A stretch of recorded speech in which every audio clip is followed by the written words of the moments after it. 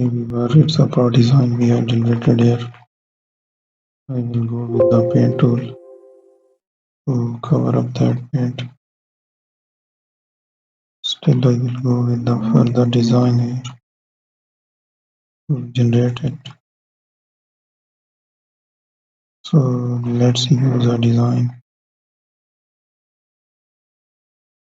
There we are finding it.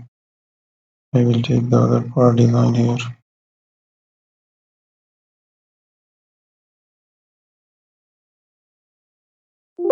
So here again I will take the different shapes here.